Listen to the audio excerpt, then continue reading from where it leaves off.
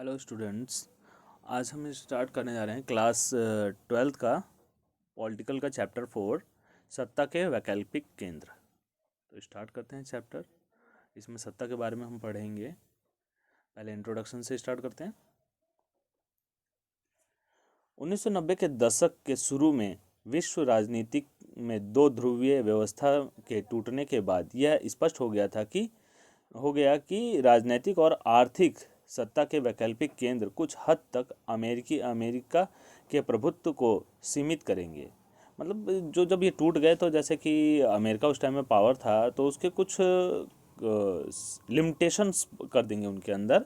तो ये सब सोचते थे। यूरोप में यूरोपीय संघ और एशिया में दक्षिण पूर्व एशियाई राष्ट्रों के संगठन, दक्षिण पूर्व एशिया के जो संगठन थे राष्ट्रों के, वो क्या था, आसियान के नाम से जाने जाते थे, का उदय दमदार शक्ति के रूप में हुआ। अब इसके टूटने के बाद जो इसका उदय हुआ वो एक पावरफुल था। जो आसियान का था, आसियान का संगठन हुआ और इसका उदय होना शुरू हुआ। यूरोपीय संघ और आसियान दोनों ने ही अपने अपने इलाके में चलने वाली ऐतिहासिक दुश्मनी और कमजोरियों का क्षेत्रीय स्तर पर समाधान ढूंढा। मतलब उस टाइम में जो उनके क्षेत्र में जो कमजोरियां थी, जिसकी वजह से लड़ाइयाँ हो जाती थी और जब समस्या होती थी, तो उसका इन्होंने निवारण करने की कोशिश की। कहा कि मतलब उससे सॉल्यूशन निकाला जाए जिससे कि मतलब ये चीज़ें ना हो और देश तरक्की पे जाए, ताकि बहुत ज़्यादा आर्थिक सुधार किया जाए, विकास डेवलपमेंट पे वो चल सके। चीन के आर्थिक उभार ने विश्व राजनीति पर काफ़ी नाटकीय प्रभाव डाला। जो चीन की जो आर्थिक उभार था उस पर बहुत ही, जो विश्व राजनीतिक था उस पर क्या था, नाटकीय, मतलब एक कभी कम कभी ज़्यादा, मतलब कभी अलग अलग तरीके से नाटक में जैसे कभी कुछ भी हो जाता है, इस हिसाब से इस पे प्रभाव डाला था। इस अध्याय में हम सत्ता के उभरते हुए कुछ वैकल्पिक केंद्रों पर नज़र डालेंगे और यहाँ जांचने की कोशिश करेंगे कि भविष्य में उनकी क्या भूमिका हो सकती है। करेक्ट, मतलब ये जो उभरे थे, जैसे आज आसियान का संगठन बना और ये फिर आगे जाके किस मुकाम पे क्या भूमिका इनकी हो सकती है, इसके बारे में जानने की कोशिश करेंगे। यहाँ पे चित्र दिया हुआ है, देखो ये जो डायग्राम दिया हुआ है, पिक्चर। 1978 के दिसंबर में डैंग शॉपिंग ने ओपन डोर, मुक्त द्वार की नीति चलाई। इसके बाद से चीन ने अद्भुत प्रगति की और अगले सालों में एक बड़ी आर्थिक ताकत के रूप में उभरा। मतलब ओपन कर दिया पूरा, आके सब उसमें अपना इन्वेस्ट कर सकते हैं और तरक्की, मतलब बिजनेस डाल सकते हैं। ये तस्वीर चीन में विकास की तेज़ी से बदलती प्रवृत्तियों का पता देती है। पहली तस्वीर क्रांति के तत्काल बाद के चीन की। इसमें कहा गया है कि समाजवादी सत्ता ही सबसे व्यापक सत्ता है। दूसरी तस्वीर शंघाई की है, जो चीन की नई आर्थिक शक्ति है। और फिर अब हेडिंग शुरू करते हैं। यहाँ पे यूरोपीय संघ, यूरोपीय संघ के बारे में हम करते हैं।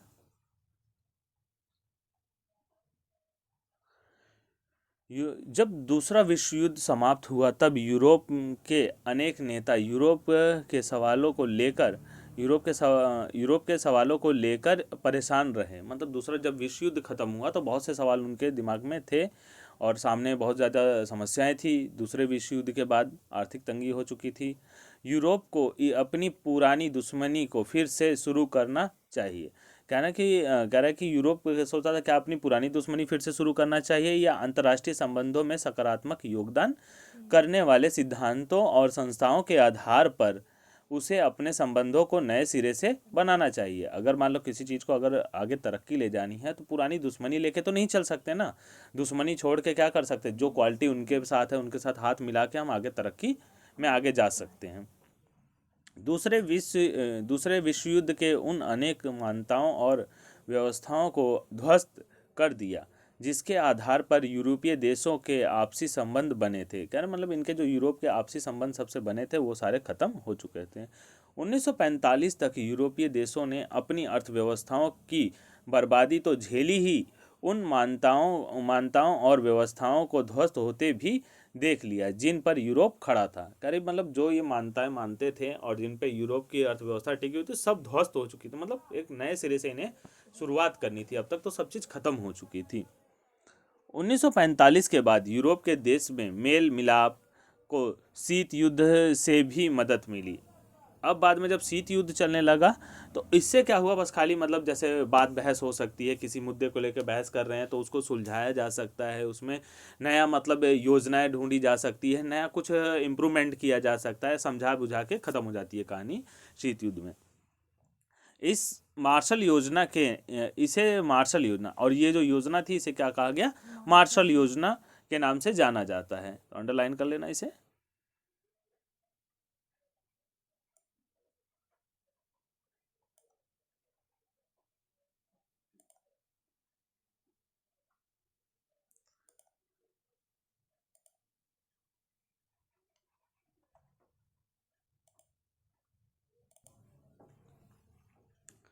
अमेरिका ने नाटो के तहत एक सामूहिक सुरक्षा व्यवस्था को जन्म दिया। अमेरिका ने जो है कि नाटो के तहत क्या किया, एक सामूहिक सुरक्षा मतलब सबकी सुरक्षा के लिए दिया। मार्शल योजना के तहत ही 1948 में यूरोपीय आर्थिक सहयोग संगठन की स्थापना की गई, जिसके माध्यम से पश्चिमी यूरोप के देशों में आर्थिक मदद दी गई थी। नाटो के तहत ही क्या किया गया था, इन्हें आर्थिक सहयोग संगठन में मिला, जिसके वजह से ये क्या देश आगे आगे डेवलप हो सके। यह एक ऐसा यह एक ऐसा मंच बन गया जिसके माध्यम से पश्चिमी यूरोप के देशों ने व्यापार और आर्थिक मामलों में एक दूसरे की मदद शुरू की। अब यहाँ पे क्या है, एक दूसरे की मदद शुरू करने लगे, व्यापार करने लगे, मेल जोल के मतलब व्यापार करने लगे। इस देश में, जिस देश में जो चीज़ नहीं है वो दूसरे देश से अपना आयात निर्यात इनका शुरू हो गया और व्यापार अच्छे से ये करने लगे। 1949 में गठित यूरोपीय परिषद राजनीतिक सहयोग के मामले में एक अलग कदम साबित हुई। यूरोप में पूंजीवाद देश की आर्थिक व्यवस्था के आपसी एकीकरण की प्रक्रिया चरणबद्ध ढंग से आगे बढ़ी। अब मतलब इसमें क्या हो गया, पूंजीवाद देश की अर्थव्यवस्था आगे की तरफ बढ़ना शुरू की। इस एकीकरण का कालक्रम देखें तो ये जो एकीकरण का कालक्रम था वो देखने के लिए कहा है। और इसके परिणाम स्वरूप 1957 में यूरोपियन इकोनॉमिक कम्युनिटी का गठन हुआ। जो मतलब ये जो था पूंजीवाद जब आगे बढ़ा तो इसमें कौन सी कमेटी का गठन हो गया, यूरोपियन इकोनॉमिक कम्युनिटी का गठन हुआ। और यूरोपियन पार्लियामेंट के गठन के बाद इस प्रक्रिया ने राजनीतिक स्वरूप प्राप्त कर लिया, और ये इस प्रक्रिया ने क्या हुआ, एक पॉलिटिकल इशू के तौर पे आगे बढ़ने लगे। सोवियत गुट के पतन के बाद इस प्रक्रिया में तेजी आई। कह रहे जब सोवियत गुट जो उसका पतन हो गया तो इस प्रक्रिया में क्या हुई, तेजी आई। और 1992 में इस प्रक्रिया की परिणति यूरोप संघ की स्थापना के रूप में हुई। इसका क्या परिणाम हुआ, जो ये प्रक्रिया आगे बढ़ी तो यूरोप संघ की स्थापना होगी, यूरोपीय संघ की स्थापना हुई। कब हुई थी यूरोपीय संघ की स्थापना, 1992 में, 1992 में। यूरोपीय संघ के रूप में समान विदेश और सुरक्षा नीति, आंतरिक मामलों तथा अन्याय से जुड़े मुद्दों पर सहयोग और एक समान मुद्रा के चलन के लिए रास्ता तैयार हो गया।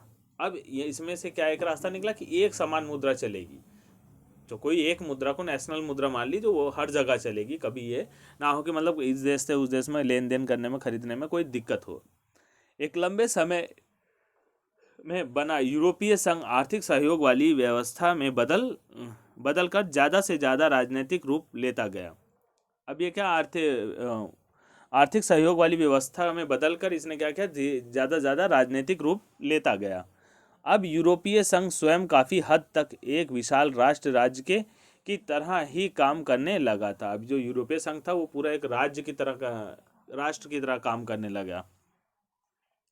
हालांकि यूरोपीय संघ एक संविधान बनाने की कोशिश में तो असफल हो गई, लेकिन इसका अपना झंडा, गान, संविधान तो नहीं बना सके लेकिन इनका अपना गान और झंडा और स्थापना दिवस और अपनी मुद्रा है। इनकी अपनी खुद की मुद्रा है, अपना गाना है, अपना झंडा है, और ये अपना स्वतंत्रता दिवस भी मनाते हैं। अन्य देशों से संबंधों के मामले में इनमें काफ़ी हद तक साझी विदेश और सुरक्षा नीति भी बना ली। इनकी आपस की बहुत ज़्यादा मतलब सांठगांठ बहुत अच्छी थी, सुरक्षा नीति इन्होंने जिसे बना ली।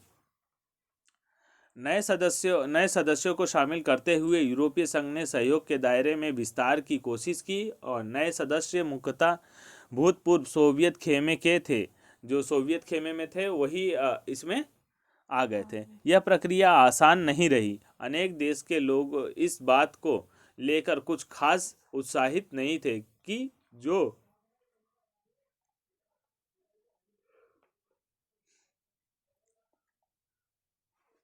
यहाँ पे इसका मैप दिया हुआ देखो, ये सारे देश दिए हुए हैं जो 80 के थे।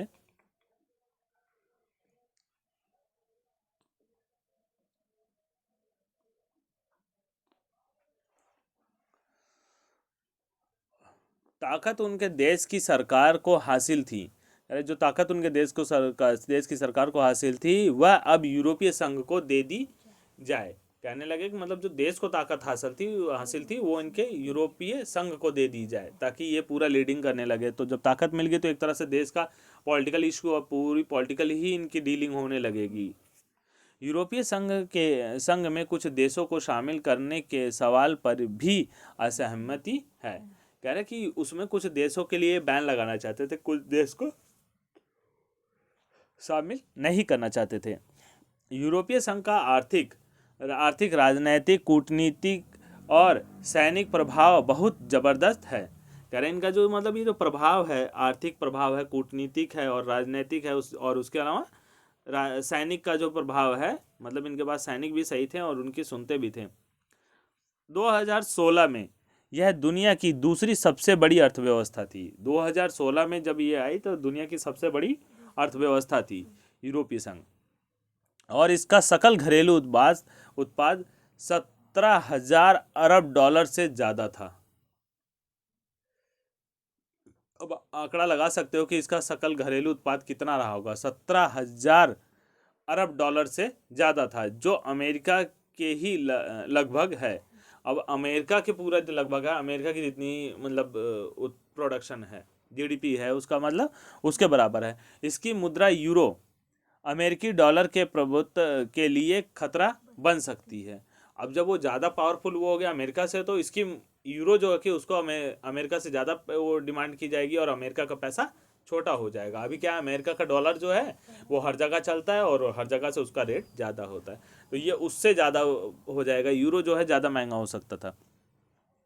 विश्व व्यापार में इसकी विश्व व्यापार में इसकी हिस्सेदारी अमेरिका से 3 गुनी ज़्यादा हो गई। अब अमेरिका से ये 3 गुना ज़्यादा विश्व व्यापार में साझेदारी करने लगा।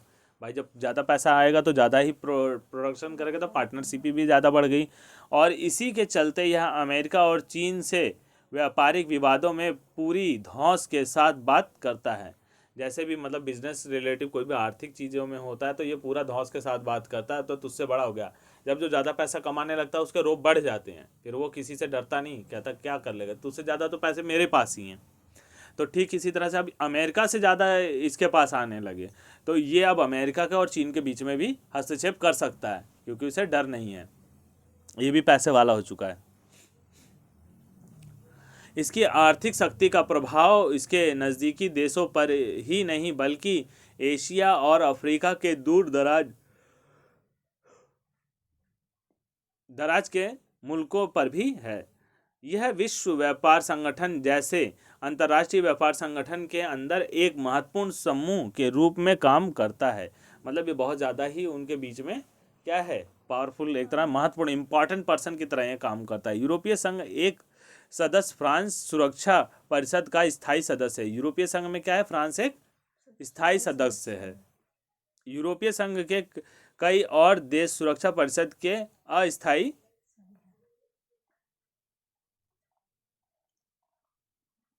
अस्थायी सदस्य में शामिल है। लेकिन जो ये है क्या, ये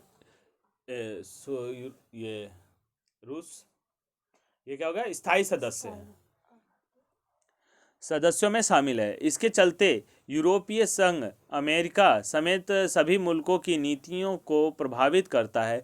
ईरान के परमाणु कार्यक्रम से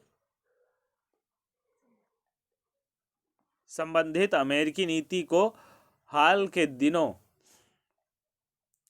में प्रभावित करना इसका एक उदाहरण है।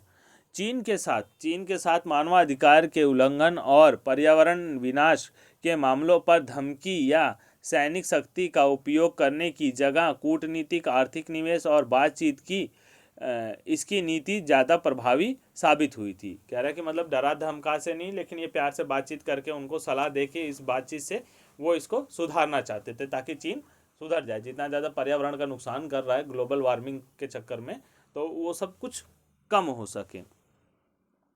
सैनिक ताकत के हिसाब से यूरोपीय संघ के पास दुनिया की दूसरी सबसे बड़ी सेना है। और दुनिया की दूसरी सबसे बड़ी सेना किसके पास है? यूरोप के पास। इसमें जो यूरोपीय दुनिया की क्या है, दूसरा स्थान है इसके पास। और पहला किसके? अंतर्राष्ट्रीय विज्ञान और संरचना और प्रौद्योगिकी के मामले में यूरोपीय संघ का दुनिया में दूसरा स्थान है। इसका दूसरा स्थान इसने हासिल कर रखा। बाकी टेक्नोलॉजी वगैरह में तो तुम जानते ही हो, अमेरिका वगैरह और चीन भी आजकल आगे चल रहा है। और अधिराष्ट्रीय संगठन के तौर पर यूरोपीय संघ आर्थिक, राजनीतिक और सामाजिक मामलों में दखल देने में सक्षम है। जो ये अधिराष्ट्रीय संगठन के तौर पे यूरोपीय संघ आर्थिक, राजनीतिक और सामाजिक मामलों में दखल देने में क्या है, सक्षम है। किसी भी मामलों में ये दखल दे सकता है, लेकिन अनेक मामलों में इसके सदस्य देश की अपनी विदेश और रक्षा नीति है, जो कई बार एक दूसरे के खिलाफ भी होती है। इनकी अपनी अपनी रक्षा नीति है। ये चाहे तो एक दूसरे के एंटी भी हो जाते हैं। कभी कभी एक दूसरे से कहासुनी भी मतलब हो जाती है किसी बात को। कोई बात वो नहीं मानते, कोई बात वो नहीं मानते, जो कई बार एक दूसरे के खिलाफ भी होती है। यही कारण है कि इराक और अमेरिकी हमले में ब्रिटेन के प्रधानमंत्री टोनी ब्लेयर तो उसके साथ थे, लेकिन जर्मन और फ्रांस इस मामले में खिलाफ थे।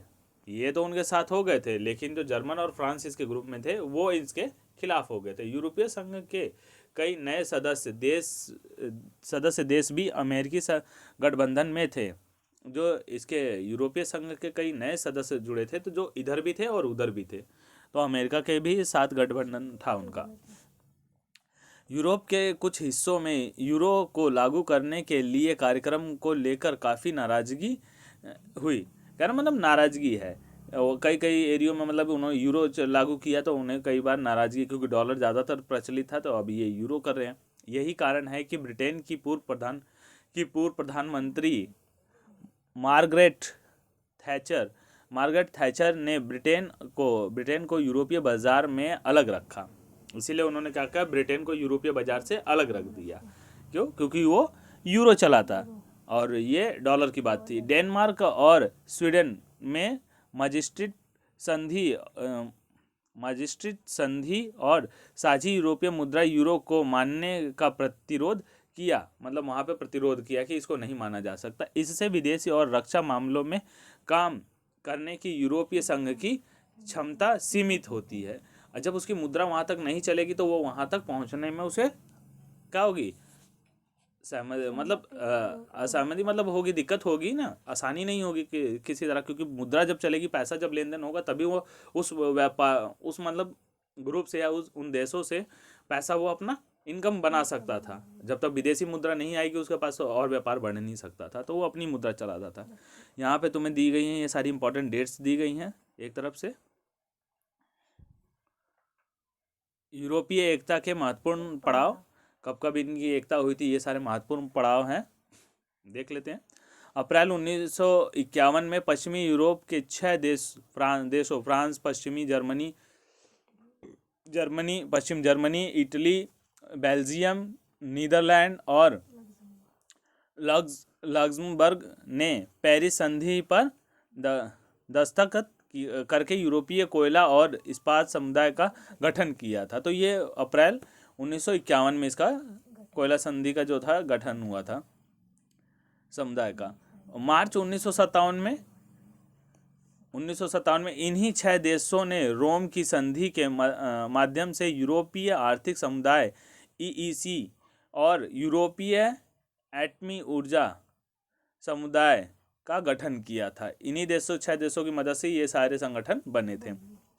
जनवरी 1973 में डेनमार्क, आयरलैंड और ब्रिटेन ने भी यूरोपीय समुदाय की सदस्यता ली, और 1973 में आके क्या हो गए, उसमें सदस्यता ले ली। डेनमार्क, आयरलैंड और ब्रिटेन इसमें आ गया। जून 1979 में यूरोपीय संसद ने के लिए पहला प्रत्यक्ष चुनाव, जो पहला प्रत्यक्ष चुनाव हुआ था 1979 में हुआ था। और जनवरी 1981 में ग्रीस ने यूरोपीय समुदाय की सदस्यता ली थी। अब 81 में कौन आ गया, यूनान आ गया इसमें। और जून 1985 में सांगेन संधि ने यूरोपीय समुदाय के देश के बीच सीमा नियंत्रण समाप्त कर दिया था। अब इनके बीच की सीमा खत्म हो गई थी। सीमा थी मतलब एक तरह से सुरक्षा खत्म हटा दी गई थी। जनवरी 1986 में स्पेन और पुर्तगाल भी यूरोपीय समुदाय में शामिल हो गए थे, और इसमें क्या होता है 1986 में ये यूरोप में शामिल हो गए थे। अक्टूबर 1990 जर्मनी का एकीकरण, 1990 में क्या हुआ था, जर्मनी का एकीकरण हो गया था। फरवरी 1992 यूरोपीय संघ के गठन के लिए मैजिस्ट्रिक संधि का दस्तखत, और ये 92 में अभी हमने पढ़ा हुआ था इसका संगठन। जनवरी 1993 में एकीकृत बाजार का गठन हुआ था, और 93 में क्या हुआ था, बाजार का गठन हो गया था। जनवरी 2002 में नई मुद्रा यूरो को 12 देशों ने अपनाया था। 2002 में, जनवरी 2002 में 12 देशों ने यूरो को अपना लिया था। मई 2004 साइप्रस, चेक गणराज्य, एस्टोनिया, हंगरी, लातविया, लिथुआनिया, माल्टा, पोलैंड, स्लोवाकिया और स्लोवेनिया भी यूरोप संघ में शामिल हो गए थे। तो 2004 में ये सारे देश, ये सबको याद करना जरूरी है, थोड़ा सा याद रहेगा तो ज़्यादा आसान रहेगा। जीएस वगैरह में और सब में क्वेश्चन में आता है, एसएससी वगैरह में भी पूछ लेता कहीं। तो जनवरी 2007 बुल्गारिया और रोमानिया यूरोप संघ में शामिल। स्लोवेनिया ने यूरो को अपना लिया। ये मुद्रा है, यूरो जो मुद्रा है इसे अपनाते चले गए। दिसंबर 2009 में लिस्बन संधि लागू हुई थी। 2009 में क्या किया है, लिस्बन संधि। 2012 में यूरोपीय संघ को नोबेल शांति पुरस्कार मिला था। अब ये धीरे धीरे आगे बढ़ता गया और ये शांति के पद पर काम करने लगा, जिसकी वजह से इसे क्या हुआ, यूरोपीय संघ को नोबेल शांति पुरस्कार से सम्मानित किया गया था। 2013 में क्रोएशिया यूरोपीय संघ का 28वां सदस्य बना था। क्रोएशिया जो था वो यूरोपीय संघ का 28वां सदस्य। पूछ सकता है कि मतलब 28वां सदस्य यूरोपीय संघ का कौन सा देश था, तो क्रोएशिया था। मतलब कुछ भी दोनों में से, या डेट साल पूछ लेगा या देश का नाम पूछ लेगा, या क्रोएशिया कौन से मतलब सदस्य में गिनती हुई थी इसकी, कुछ भी पूछ सकता है। 2016 ब्रिटेन में जनमत संग्रह 51.9% मतदानों ने फैसला किया कि ब्रिटेन यूरोपीय संघ से बाहर हो जाए। तब इतने मतलब 52% लोगों ने ये फैसला किया कि जो यूरोप को है, ब्रिटेन को है यूरोपीय संघ से क्या होना चाहिए, बाहर हो जाना चाहिए। तो इसी के अनुसार फिर ये बाहर हो गया। ये इसका निशान है, चित्र दिया गया है। 2003 में यूरोपीय संघ ने एक साझा संविधान बनाने की कोशिश की थी और यह कोशिश नाकाम रही। इसी को लक्ष्य करके यह कार्टून बनाया गया था। साझा संविधान बनाने की कोशिश किए गए थे, तो मतलब इसमें ये पहाड़ दिया गया ना, ये नाव देख रहे हो, सिर्फ जा रहा है और बीच बीच में पहाड़ खड़े हैं, मतलब ये रुकावट है इसके लिए। तो साझा संविधान नहीं बना था। कार्टूनिस्ट ने यूरोपीय संघ को टाइटैनिक जहाज के रूप में क्यों दिखाया है?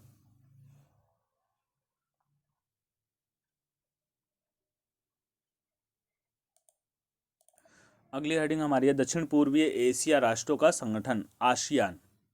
ठीक, दुनिया के नक्शे पर एक नज़र डालें। दुनिया के नक्शे पर अगर देखें तो दिखेगा क्या, आपके ख्याल में कौन से देश एशिया के दक्षिण क्षेत्र में आने चाहिए? तो अगर हम उसके नक्शे पे देखें तो दुनिया के नक्शे में तो दक्षिण क्षेत्र में हमारे पास मतलब कौन कौन से देश आने चाहिए, तो उसके बारे में हम देख सकते हैं। दूसरे विश्व युद्ध से पहले और उसके दौरान एशिया का हिस्सा बार बार यूरोपीय और जापानी उपनिवेशवाद का शिकार हुआ है। जो एशिया का हिस्सा है, इधर से यूरोप और जापान इधर से दोनों लगे रहते हैं, मतलब बहुत ज़्यादा इनका शिकार हुआ है। तथा भारी राजनीतिक और आर्थिक कीमत चुकाई गई है। इन्हें बहुत ज़्यादा राजनीतिक और आर्थिक कीमत चुकानी पड़ी है। युद्ध समाप्त होने पर इसे राष्ट्र निर्माण, आर्थिक पिछड़ेपन और गरीबी जैसी समस्याओं का सामना करना पड़ता है। जब भी इसका युद्ध खत्म होता है, या तो आर्थिक संकट में आ जाएगा या गरीबी में आ जाता है, और पिछड़ेपन में इसे झेलना पड़ता है, फिर इसे आगे धीरे धीरे तरक्की करनी पड़ती थी। इसे शीत युद्ध के दौरान में किसी एक महाशक्ति के साथ जाने के दबाव को भी झेलना पड़ा। अब जो शीत युद्ध के दौरान इसे क्या था, एक फैसला करना था, किसी एक महाशक्ति के साथ इसे रहना था। तो हर एक चीज़, जब मतलब कोई छोटा होता है और दो बड़ी पावर खड़ी हो सामने, तो अब उसके पास प्रेशर होता है दोनों में से किसी एक के साथ जाए, या एक के साथ जाए, या दूसरा नाराज दूसरे के साथ जाएगा तो पहला नाराज। तो अब ये भी देखना पड़ा था उसे। टकराव और भागम भाग की ऐसी स्थिति को दक्षिण पूर्व एशिया संभालने की स्थिति में क्या नहीं था। बार्डुंग सम्मेलन और गुट निरपेक्ष आंदोलन वगैरह वगैरह के माध्यम से एशिया और तीसरी दुनिया के देशों में एकता कायम करने के प्रयास अनौपचारिक स्तर पर सहयोग और मेलजोल करने के मामले में कारगर नहीं हो रहे थे। मतलब तालमेल नहीं मिल पा रहे थे, चाहे तीसरी दुनिया हो, चाहे ये दोनों गुट निरपेक्षता हो। आंदोलन, जो गुट निरपेक्ष आंदोलन चला था, ये मतलब किसी एक गुट में शामिल होने के लिए था, तो किसी भी तरह से मतलब सबके लिए सही नहीं था। वो इधर जाए उधर जाए, बड़ी समस्या थी, एक दूसरे में कारगर नहीं थे। और जो इनकी सलाह थी, जो इनका नियम था, ये भी कहीं आइडिया जो इनका था एक तरह से, वो सही चल नहीं पा रहा था। इसी के चलते दक्षिण पूर्वी एशियाई देशों ने दक्षिण पूर्व एशियाई संगठन, अब जो दक्षिण पूर्व एशिया के लोग थे, इन्होंने अपना एक संगठन बना लिया जिसका नाम दिया आसियान, बनाकर एक वैकल्पिक पहल की। अब इन्होंने क्या किया, एक अलग ही बना लिया। ना हम इधर जाए पहले में जाएंगे, ना दूसरे के, दोनों के में नहीं जाएंगे, चाहे एक महाशक्ति हो चाहे दूसरी हो, हम दोनों में ना जाके हम अपना अलग ही संगठन बना लिया। इन्होंने आसियान बना लिया, कह रहे तुम बाहर में जाओ, हमसे मतलब नहीं, हमारा अलग से संगठन हो गया, हम तुम्हारे पास नहीं आएंगे। 1967 में 1967 में इस क्षेत्र के 5 देशों ने बैंकॉक घोषणा पर हस्ताक्षर करके आसियान की स्थापना की। तो ये बैंकॉक में हस्ताक्षर हुआ था, सिग्नेचर आसियान के लिए। तो इसमें कितने देश आए थे, 5 देश। इन्होंने मिलकर आसियान की स्थापना की। ये देश थे इंडोनेशिया, मलेशिया, फिलीपींस, सिंगापुर और थाईलैंड। ये सारे 5 देशों ने मिलकर इसे आसियान का संगठन किया। आसियान का उद्देश्य मुख्य रूप से आर्थिक, मैप में देख सकते हो इसको, आर्थिक विकास को तेज करना और उसके माध्यम से सामाजिक और सांस्कृतिक विकास हासिल करना था। कानून के शासन और संयुक्त राष्ट्र के कायदों पर आधारित क्षेत्रीय शांति और स्थायित्व को बढ़ावा देना भी इसका उद्देश्य था। मतलब नियम कानून के चलते और स्थायित्व को बढ़ावा देना, और इसी के साथ क्या करता है, आर्थिक विकास देना देशों को, इनका मुख्य उद्देश्य था। मतलब हर देश का आर्थिक विकास हो, मतलब डेवलपमेंट हो सके अच्छे से, पिछड़े देश जो थे। बाद के वर्षों में ब्रुनेई, दारुसलामा, वियतनाम और लाओस, म्यांमार, कंबोडिया भी आसियान में शामिल हो गए। तो ये बाद में ये सारे देश इसमें आके शामिल होते हैं। इसकी सदस्य संख्या 10 हो गई। पहले 5 थी, 5 और आ गए, तो तब मिला के कितनी हो गई, 10 हो गई।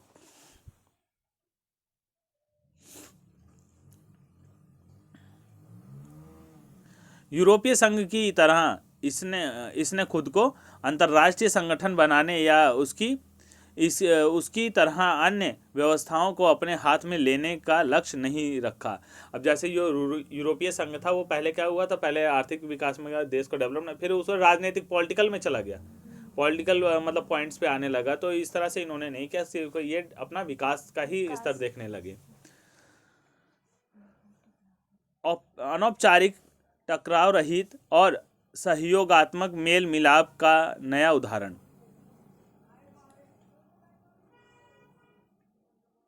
पेश करके आसियान ने काफ़ी यश कमाया और इसको इसको आसियान शैली, इसे जो आसियान शैली भी कहा जाने लगा। तो अंडरलाइन कर लेना इसे।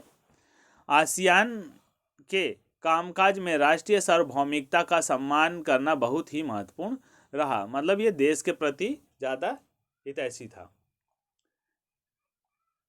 दुनिया में सबसे तेज रफ्तार से आर्थिक तरक्की करने वाले सदस्य देशों के समूह आसियान ने अब अपने उद्देश्य को आर्थिक और सामाजिक दायरे से ज़्यादा व्यापक बनाया। अब ये धीरे धीरे जैसे भी जो होता है, तो अगर उसका लेवल बड़ा होने लगता है तो फिर वो और क्षेत्रों में क्या होता है, फैलने लगता है। तो ऐसे ही आसियान भी अब क्या हुआ, और सामाजिक क्षेत्रों में आर्थिक और सामाजिक क्षेत्रों में भी इसका दायरा व्यापक होने लगा, बढ़ने लगा। 2003 में आसियान सुरक्षा समुदाय, आसियान आर्थिक समुदाय और आसियान सामाजिक संस्कृति समुदाय नामक 3 स्तंभों के आधार पर आसियान समुदाय बनाने की दिशा में कदम उठाए, जो कुछ हद तक यूरोपीय संघ से मिलता जुलता था। अब इसने 3 अलग अलग नियम निकाल लिए, मतलब रूल, एक तरह से कहते हैं कि स्तंभ, पिलर गाड़ दिए कि मतलब हम इन क्षेत्रों में अब काम करेंगे। तो इनका अलग अलग पिलर हो गया कि जैसे कि एक समुदाय संस्कृति समुदाय से हो गया, सामाजिक संस्कृति से हो गया, और आसियान का जो था समुदाय और आसियान सामाजिक संस्कृति से हो गया समुदाय नामक, और तीन स्तंभों का इन्होंने वो कर दिया, क्या शिलान्यास कर दिया एक तरह से, मतलब अलग से उन्होंने शुरुआत कर दी। आर्थिक सुरक्षा हो, यहाँ पे आसियान सुरक्षा समुदाय हो गया, आसियान आर्थिक समुदाय और आसियान सामाजिक संस्कृति समुदाय नामक 3 स्तंभों के आधार बना लिए थे। आसियान सुरक्षा समुदाय क्षेत्रीय विवादों को सैनिक टकराव तब तक ना ले जाने की सहमति पर आधारित थी, और 2003 तक आसियान के सदस्य देश में कई समझौते किए जाने के द्वारा हर देश ने शांति, निष्पक्षता, सहयोगिता, हस्तक्षेप को बढ़ावा देने और राष्ट्रों के आपसी अंतर तथा संप्रभुत्ता के अधिकारों का सम्मान करने पर अपनी वचनबद्धता जाहिर की। मतलब एक तरह से कसम खाई थी, उसी पे वो अपना पूरा रहे। आसियान के देशों की सुरक्षा और विदेश नीतियों में तालमेल बनाने के लिए 1994 में आसियान क्षेत्र मंच ARF की स्थापना की गई थी। 1994 में जो क्षेत्रीय मंच बना था वो क्या था, ARF की स्थापना की गई। बुनियादी रूप से आसियान एक आर्थिक संगठन था, जो बुनियादी रूप से एक आर्थिक तौर पे था। आसियान जो है कि मतलब इकोनॉमिकल बेस पे काम कर रहा था, और वह ऐसा ही बना रहा। आसियान क्षेत्र की कुल अर्थव्यवस्था अमेरिका, यूरोपीय संघ और जापान की तुलना में काफ़ी छोटी थी। अब इसकी जो आर्थिक संगठन था, जो ये इसकी जो अर्थव्यवस्था थी, अमेरिका, यूरोपीय संघ और जापान की तुलना में काफ़ी कम मानी जाती थी। पर इसका विकास इन सबसे अधिक तेज़ी से हो रहा। कह रहा कि इनका विकास जो है बहुत तेज़ी से हुआ। इसके चलते इस क्षेत्र में और इससे बाहर इसके प्रभाव में तेज़ी से वृद्धि हो रही थी। मतलब वो शुरुआत में तो थोड़ा स्लो था, लेकिन जब इसका काम आगे बढ़ता गया तो बहुत तेज़ी से इसका प्रचार होने लगा और सब धीरे धीरे से जुड़ने लगे। आसियान आर्थिक समुदाय का उद्देश्य आसियान देशों का साझा बाजार और उत्पादन आधार तैयार करना तथा इस इलाके के सामाजिक और आर्थिक विकास में मदद करना है। यह संगठन इस क्षेत्र के देशों के आर्थिक विवाद को निपटाने के लिए बनी मौजूदा व्यवस्था को भी सुधारना चाहेगा। अब जो आर्थिक व्यवस्था, जो इनकी जो मौजूदा विवाद थे आर्थिक व्यवस्था के, उसको भी निपटाने की इसने कोशिश की। आसियान में निवेश, श्रम और सेवाओं के मामले में मुक्त व्यापार क्षेत्र FTA बनाने पर भी ध्यान दिया गया था। मतलब जो श्रम हो गया, सेवा होगी, श्रम सेवा होगी, आसियान निवेश हो गया, इस पर भी उन्होंने फोकस किया। इस प्रस्ताव पर आसियान के साथ बातचीत करने की पहल अमेरिका और चीन ने भी कर भी दी थी, और इस पर क्या अमेरिका और चीन इसके साथ होने लगे थे, इससे बातचीत करने लगे। आसियान तेजी से बढ़ता हुआ एक महत्वपूर्ण क्षेत्रीय संगठन है। इसके विजन दस्तावेज, इसके विजन दस्तावेज 2020 के अंतर्राष्ट्रीय समुदाय में आसियान की एक बहिर्मुखी भूमिका को प्रमुखता दी गई थी। आसियान द्वारा अभी टकराव की जगह बातचीत को बढ़ावा देने की नीति से ही यह बात निकली। कह रहे हैं कि मतलब किसी चीज़ से टकराव से ज़्यादा क्या है, या आपसी मेल मिलाप करके बातचीत ख़त्म कर दें, मतलब जो भी उनसे है वो चीज़ को समझ लिया जाए और बढ़ावा दिया गया। आसियान द्वारा अभी भी टकराव की जगह बातचीत को ही बढ़ावा दिया जाता है। इसी तकरीब से आसियान ने कंबोडिया के टकराव को समाप्त किया। जो इसकी ये राजनीति थी बातचीत करके ख़त्म करने की, उसी से क्या किया, इसने कंबोडिया के टकराव को भी ख़त्म कर दिया। पूर्वी तिमोर के संकट को संभाला और पूर्वी एशियाई सहयोग पर बातचीत के लिए 1999 में से नियमित रूप से वार्षिक बैठक आयोजित की है। आसियान की मौजूदा आर्थिक शक्ति खास तौर से भारत और चीन जैसे तेजी से विकसित होने वाले एशियाई देशों के साथ व्यापार और निवेश के मामले में उसकी प्रासंगिकता ने इसे और भी आकर्षक बना दिया। मतलब चीन और भारत से इसका व्यापार चलने मतलब जुड़ा तो और ज़्यादा ये तेज़ी से आकर्षक और अच्छा और तेज़ी से बढ़ने लगा, क्योंकि ये विकसित देश हैं, डेवलपमेंट कर रहे हैं। शुरुआती वर्षों में भारतीय विदेशी नीति ने आसियान पर ज़्यादा ध्यान नहीं दिया, लेकिन हाल के वर्षों में भारत ने अपनी नीति सुधारने की कोशिश की। भारत ने दो आसियान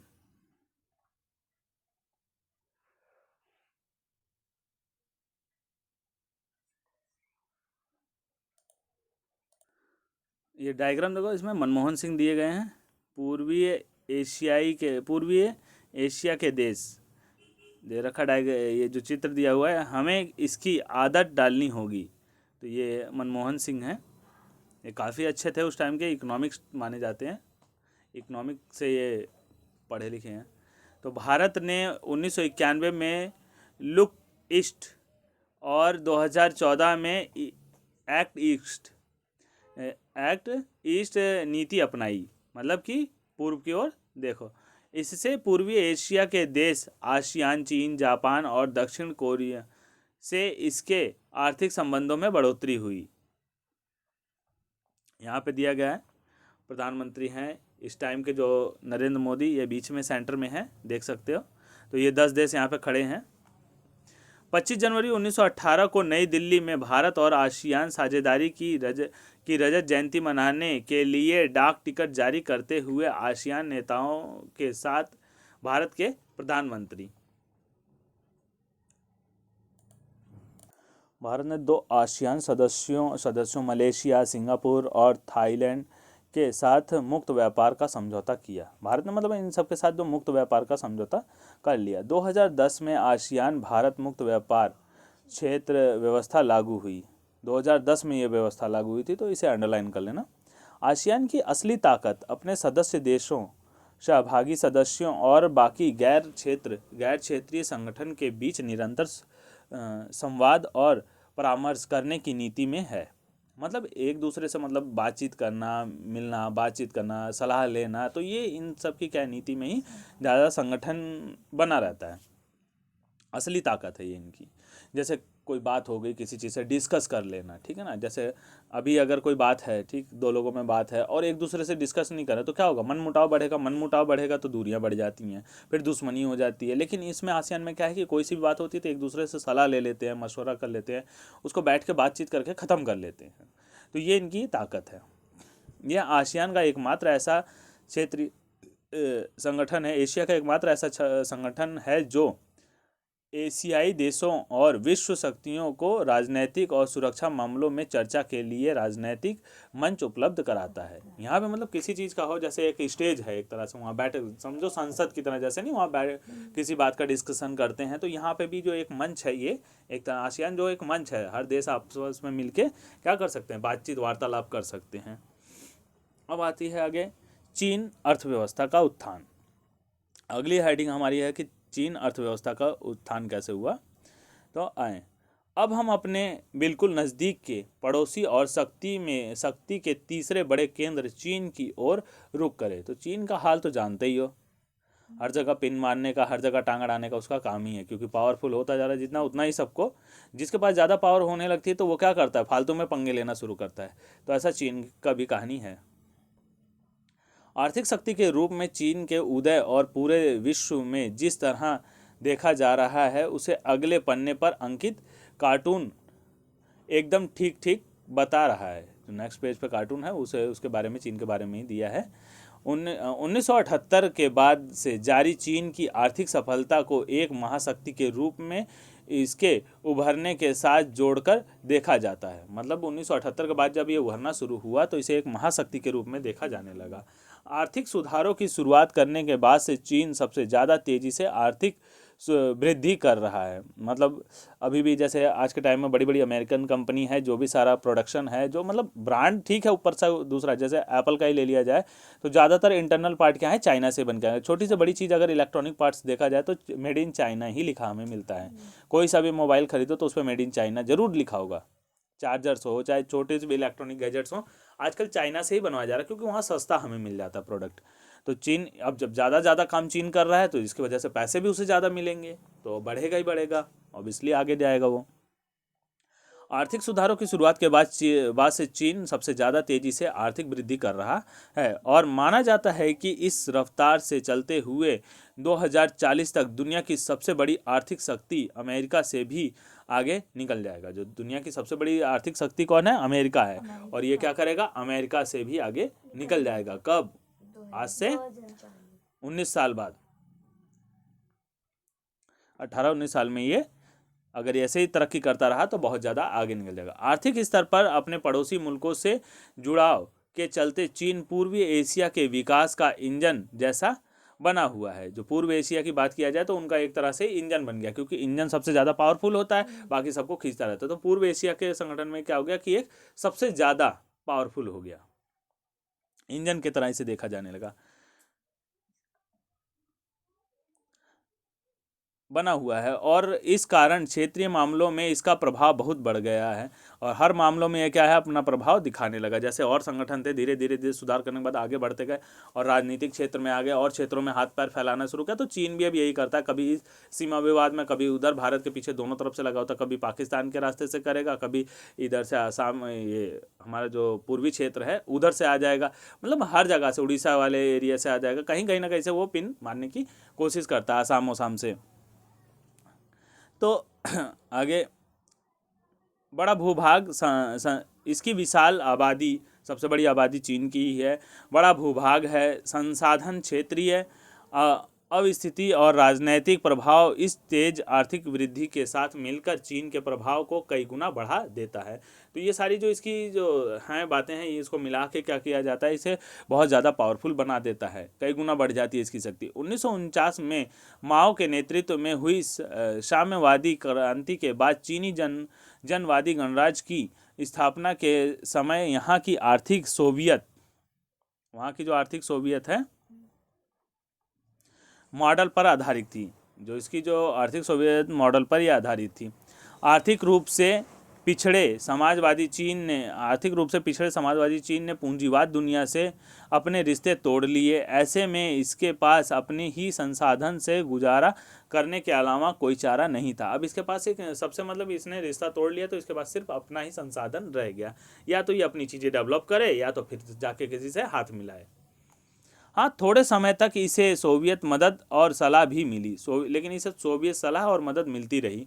इसने विकास का जो मॉडल अपनाया उसमें खेती से पूंजी निकाल कर सरकारी नियंत्रण में बड़े उद्योग खड़े करने पर जोर दिया। अब ये क्या, खेती से इसने क्या किया, सरकारी नियंत्रण जब मिला तो बड़े बड़े उद्योग खड़े करने शुरू कर दिए। क्योंकि इसके पास विदेशी बाजार से तकनीकी और सामानों की खरीद के लिए विदेशी मुद्रा की कमी थी, विदेश से खरीदे इसके लिए पैसे नहीं थे, इसलिए अपने ही जो इसके पास था उन्हीं चीज़ों को इसने अपना लिया। इसीलिए कहा जाता है कि जो तुम्हारे पास है उसी को हथियार बना लो। तो इसने वही किया और यह आगे बढ़ना शुरू कर दिया। इसलिए चीन ने आयातित सामानों को धीरे धीरे घरेलू स्तर पर ही तैयार करवाना शुरू किया। इस मॉडल में चीन ने अभूतपूर्व स्तर पर औद्योगिक अर्थव्यवस्था खड़ा करने का आधार बनाने के लिए सारे संसाधनों का इस्तेमाल किया और सारी चीज़ें जो इसके पास थी उन सब का उपयोग करना शुरू किया। सभी नागरिकों को रोजगार और सामाजिक कल्याण योजना का लाभ देने के दायरे में लाया गया। अब इसमें क्या, ज़्यादा ज़्यादा लोगों को रोजगार दिया गया तो मतलब व्यापार भी उतना बढ़ेगा और काम भी बढ़ेगा, उन लोगों को रोजगार मिलेगा तो वो तरक्की पे होंगे। जब एक एक लोग की मतलब कहते हैं ना पर पर्सन अगर मतलब उनकी इनकम बढ़ रही है तो पूरे देश की भी आर्थिक व्यवस्था सुधरेगी, आर्थिक स्थिति सुधरने लगी। तो चीन ने अपने नागरिकों को ही काम देने पर कोशिश की। अपने नागरिकों को शिक्षित करने और उन्हें स्वास्थ्य सुविधाएं उपलब्ध कराने के मामले में चीन सबसे विकसित देश से भी आगे निकल गया। अब अपने देश के लोगों की ये क्या करता है, सुरक्षा देखता है, उनके स्वास्थ्य सुरक्षा शिक्षा ये सब चीज़ पे ध्यान रखता है। जाकि पढ़े लिखे लोग होंगे तो कुछ अच्छे तरीके से कुछ डेवलप कर पाएंगे, नहीं होंगे तो फिर नहीं कर पाएंगे। तो चीन ने ये किया और उन्हें स्वास्थ्य के लिए, उनकी शिक्षा के लिए, उनके व्यापार के सब देखा, रोजगार भी दिया, पढ़ाई लिखाई भी और उनके स्वास्थ्य की भी। तो इससे क्या हुआ, जो उसके नागरिक आगे डेवलप करते गए तो देश भी आर्थिक तरक्की में बढ़ता गया।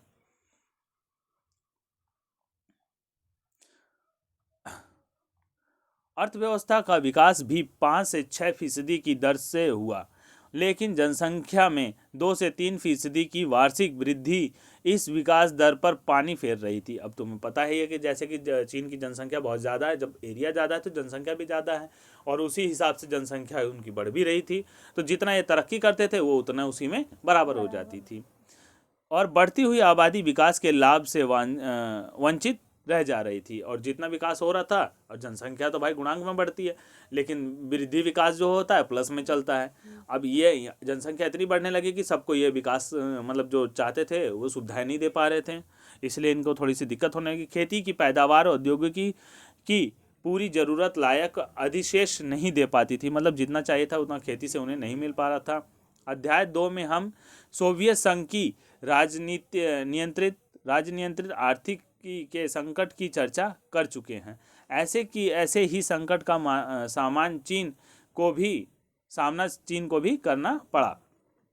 जैसे सोवियत संघ ने किया वैसे ही आर्थिक संकट का सामना इसे चीन को भी करना पड़ा। इसका औद्योगिक उत्पादन पर्याप्त तेजी से नहीं बढ़ रहा था, विदेशी व्यापार ना के बराबर था और प्रति व्यक्ति आय बहुत कम थी। इसकी जो प्रति व्यक्ति आय थी वो बहुत कम थी। ऐसे ही किसी भी देश की अगर प्रति व्यक्ति आय देख के ही नापा जाता है उसका आर्थिक विकास, कि मतलब देश कितना डेवलप हो रहा है। अब जैसे एक व्यक्ति की आय इनकम बढ़ रही है तो इसका मतलब देश तरक्की पे है। चीनी नेतृत्व में सन 1970 के दशक में कुछ बड़े नीतिगत निर्णय लिए। चीन ने 72 में अमेरिका से संबंध बनाकर अपने राजनीतिक, अब 1972 में इसने क्या किया, संबंध बना लिया अमेरिका से, संबंध बना लिया और आर्थिक एकांतवास को ख़त्म कर दिया। मतलब ये अब अलग था तो अमेरिका से इसने हाथ मिला लिया। जब अमेरिका से हाथ मिला लिया तो इसे सहयोग मिला और धीरे धीरे इसने आगे तरक्की करना शुरू कर लिया। 1973 में प्रधानमंत्री चाउ एन लाई ने कृषि, उद्योग, सेना और विज्ञान प्रौद्योगिकी के क्षेत्र में आधुनिकीकरण के 4 प्रस्ताव रखे। 1978 में तत्कालीन नेता देंग शियाओपेंग ने चीन में आर्थिक सुधारों और खुले द्वार की नीति की घोषणा की। आर्थिक सुधार किया और खुले द्वार मतलब दरवाज़ा खोल दिया सब तरह से हाथ मिलाने के लिए, मतलब आर्थिक इन्हें सुधार करना था अपने डेवलपमेंट के लिए। अब नीति यह हो गई कि विदेश पूंजी और प्रौद्योगिकी के निवेश से उच्चतर उत्पादकता को प्राप्त किया जा सकता है। विदेश मुद्रा भी इनमें निवेश किए जाने लगे, विदेशी निवेश होने लगे। बाजार मूलक अर्थव्यवस्था को अपनाने के लिए चीन ने अपना तरीका आजमाया।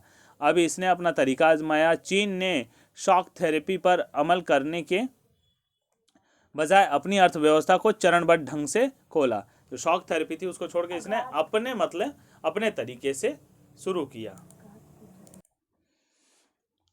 अब इसने शॉक थेरेपी के अलावा अपनी नियम अपना लिया। शॉक थेरेपी जानते ही हो क्या होती है, ठीक, चोट करके उसे ठीक करना। जैसे कांटा चुभा है तो उसको निकालने के लिए साइड से जगह बनानी पड़ेगी, तो उसको करके तब निकाल लेंगे। थोड़ा सा भाई उसमें पिन चुभेगी तब जाके उसको निकाल के बाहर फिर उसका इलाज किया जा सकता है। तो ठीक ऐसी शॉक थेरेपी है।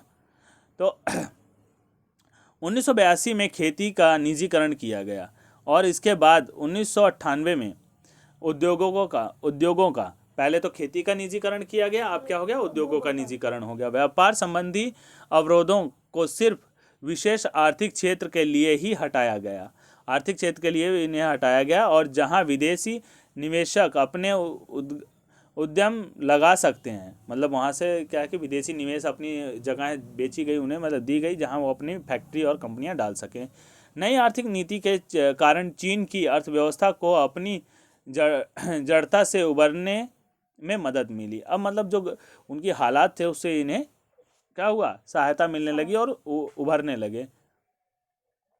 कृषि के निजीकरण के कारण कृषि उत्पादकों और ग्रामीण आय में उल्लेखनीय बढ़ोतरी हुई। ग्रामीण अर्थव्यवस्था में निजी बचत का परिणाम बढ़ा और इससे ग्रामीण उद्योगों की तादाद बड़ी तेजी से बढ़ी। ग्रामीण में भी, मतलब गांव में भी छोटे छोटे उद्योग जो ग्रामीण एरिया था उसमें भी लगने लगे, उधर भी धीरे धीरे। जब गांव में क्या होगा, गांव से जो ग्रामीण एरिया है वहाँ फैक्ट्री लगेगी, कंपनियां लगेंगी, तो उन लोगों को व्यापार कर, मतलब रोजगार मिलेगा, तो वो भी अपना डेवलप कर सकेंगे। तो इस तरीके से जो पिछड़ा एरिया होता है वो भी तरक्की कर सकता है। और कृषि उद्योग और कृषि दोनों ही क्षेत्रों में चीन की अर्थव्यवस्था की वृद्धि दर तेज रही। व्यापार के नए कानून तथा विशेष आर्थिक क्षेत्रों, स्पेशल इकोनॉमिक जोन सीज के निर्माण से विदेश व्यापार में उल्लेखनीय वृद्धि हुई थी। तो सीज को अंडरलाइन कर लेना। चीन पूरे विश्व में प्रत्यक्ष विदेशी निवेश के लिए सबसे आकर्षक देश बनकर उभरा। अब ये क्या, निवेश के लिए जब उभरने लगा तो सारे देश इसमें निवेश करने के लिए क्या होने लगे, आगे बढ़ने लगे। चीन के पास विदेशी मुद्रा का अब विशाल भंडार है, और चीन जब विदेश से इनका इन्वेस्ट होने लगा, विदेशियों ने इन्वेस्ट किया, तो चीन के पास क्या हो, विदेशी मुद्रा बढ़ने लगी। जब कभी मतलब बाहर देश से कोई चीज़ें अगर अपने देश में आ रही हैं तो उससे क्या होता है, विदेशी मुद्रा बढ़ने लगती हैं। जैसे यहाँ से लोग जाते हैं बाहर कमाते हैं और यहाँ ला के उसका पैसा एक्सचेंज करा लेते हैं। तो जैसे डॉलर में कमा रहे हैं तो डॉलर वो इंडिया में आ रहा है, उन्हें यहाँ का रुपया मिल जाता है, लेकिन वो डॉलर आता है इंडिया में, तो उनकी इनकम बढ़ने लगती है, विदेशी मुद्रा बढ़ जाती है। चीन के पास विदेशी मुद्रा का अब विशाल भंडार है और इसके दम पर चीन दूसरे देशों से निवेश कर रहा है। चीन 2001 में विश्व व्यापार संगठन में शामिल हो गया। 2001 में ये शामिल हो गया विश्व व्यापार संगठन में। इस तरह दूसरे देश के लिए अपनी अर्थव्यवस्था खोलने की दिशा में चीन ने एक कदम और बढ़ाया। अब चीन की योजना विश्व आर्थिक से अपने जुड़ाव को और गहरा करके भविष्य की विश्व व्यवस्था की को एक मनचाहा रूप देने की है। पहले तो ये सबसे हट गया था, लेकिन बाद में इसने क्या किया, सबसे हाथ मिला लिया, अब सब इसमें इन्वेस्ट करने लगे, तो ये तरक्की पे आ गया और अब ये आगे सबके साथ मिलके ही चलना चाहता है। चीन की आर्थिकी में तो नाटकीय सुधार हुआ, नाटकीय मतलब सुधार हुआ, कभी कम ज़्यादा ऐसे बढ़ा, लेकिन वहाँ हर किसी को सुधार का लाभ नहीं मिला। कह रहा कि सबको वहाँ सुधार का लाभ नहीं मिला। चीन की जो अर्थव्यवस्था सुधरी, सबको लाभ नहीं मिला। चीन में बेरोजगारी बढ़ी, अभी इतना तरक्की करने के बाद भी चीन में क्या हुआ, बेरोजगारी बढ़ गई। जनसंख्या बहुत ज़्यादा है वहाँ की, और 10 करोड़ लोग रोजगार की तलाश में हैं। कह रहे 10 करोड़ लोग जो है बेरोजगार हैं।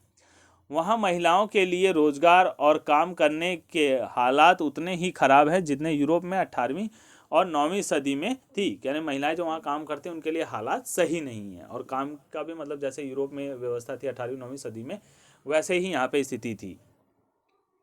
इसके अलावा पर्यावरण के नुकसान और भ्रष्टाचार के बढ़ने जैसे परिणाम भी सामने आए। अब वहाँ पे भ्रष्टाचार बढ़ा, पर्यावरण में जब बिजनेस कंपनी बढ़ेगी तो पर्यावरण में जरूर न थोड़ा बहुत नुकसान होगा ही होगा, यहाँ पे ज़्यादा ही था। गांव और शहर के तथा तटीय क्षेत्र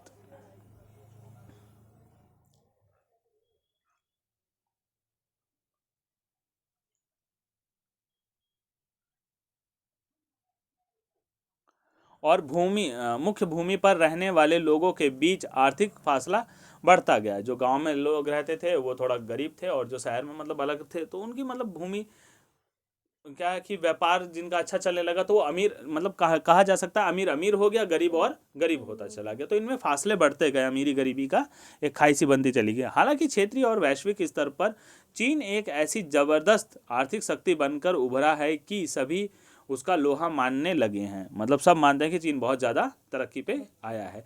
चीन की अर्थव्यवस्था का बाहरी दुनिया से जुड़ाव और पारस्परिक निर्भरता ने अब यह स्थिति बना दी कि अपने व्यावसायिक साझेदारों पर चीन का ज़बरदस्त प्रभाव बन चुका है।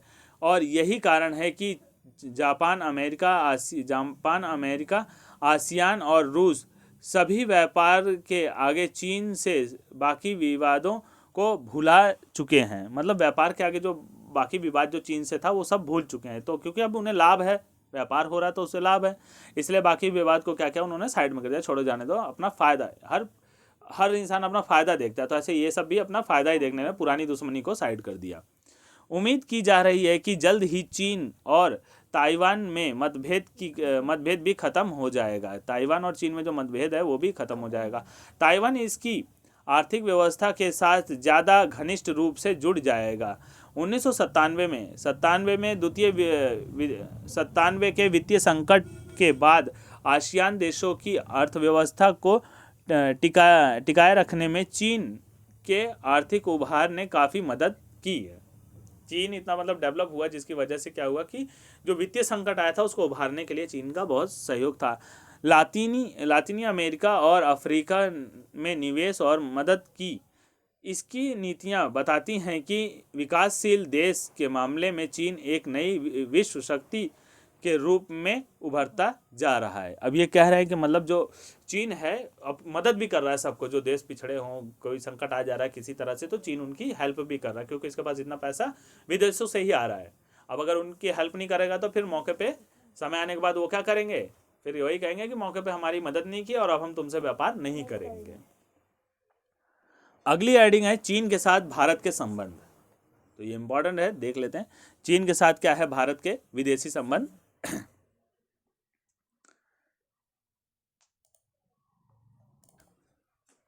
अब अगली हेडिंग है चीन के साथ भारत के संबंध। पश्चिमी साम्राज्यवाद के उदय से पहले भारत और चीन एशिया की महाशक्ति थे। पश्चिमी जो साम्राज्य जो उदय हुआ उससे पहले क्या था, ये एशिया की महाशक्ति थे भारत और चीन। चीन का अपने आसपास के इलाकों पर भी काफ़ी प्रभाव था और आसपास के छोटे देश इसके प्रभुत्व को मानकर और कुछ नजराना देकर चैन से रहा करते थे। मतलब अब जब ये पावरफुल हो गया तो कुछ इनको मतलब गिफ्ट के तौर पे कुछ दे दिया ताकि ये उनकी सुरक्षा करता रहे, उनकी मतलब साथ मिला रहे। जैसे बड़े राजा होते हैं तो उनको छोटे राजा अपना कर दे देते हैं, कर के तौर पे, नजराने के तौर पे, मतलब कुछ भी देखे उनके सपोर्ट में रहते हैं ताकि वो उनका देश एक तरह से पड़ोसी बना रहे और साथ मिला रहे। चीनी राजवंश के लंबे शासन में मंगोलिया, कोरिया, हिंदी चीनी के कुछ इलाके और तिब्बत इसके अधीनता मानते रहे थे। जो तिब्बत वाला मामला है ना, तो बहुत ज़्यादा भारत और तिब्बत में होता रहता है, तिब्बत के मामले में चीन से। भारत के भी अनेक राजवंशों और साम्राज्यों का प्रभाव उनके अपने राज्य से बाहर भी रहा था। भारत हो या चीन,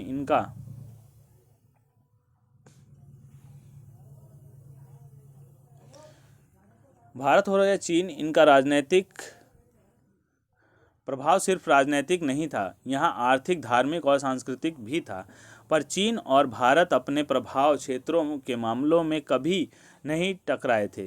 ये क्षेत्र मामलों में कभी नहीं टकराए थे। इसी कारण दोनों के बीच राजनीतिक और सांस्कृतिक प्रत्यक्ष संबंध सीमित ही थे। परिणाम यह हुआ कि दोनों देश एक दूसरे को ज़्यादा अच्छी तरह से नहीं जान सके। मतलब लिमिट थी, वो अपने से मतलब रखते थे, इसीलिए वो ज़्यादा नहीं जान सके। जब 20वीं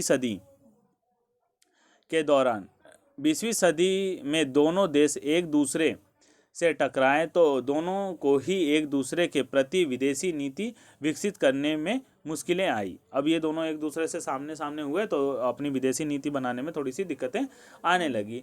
अंग्रेजी राज से भारत के आज़ाद होने और चीन द्वारा विदेशी शक्ति को निकाल बाहर करने के बाद यह उम्मीद जगी थी कि ये दोनों मुल्क साथ आकर विकासशील दुनिया और ख़ास तौर से एशिया के भविष्य को तय करने में महत्वपूर्ण भूमिका निभाएंगे। एशिया में मतलब ज़्यादा ताकतवर होने की वजह से ये दोनों ही उभर के आगे आ सकते हैं। भविष्य में ये क्या करेंगे, महत्वपूर्ण भूमिका निभाएंगे। कुछ समय के लिए हिंदी चीनी भाई भाई का नारा भी लोकप्रिय हुआ।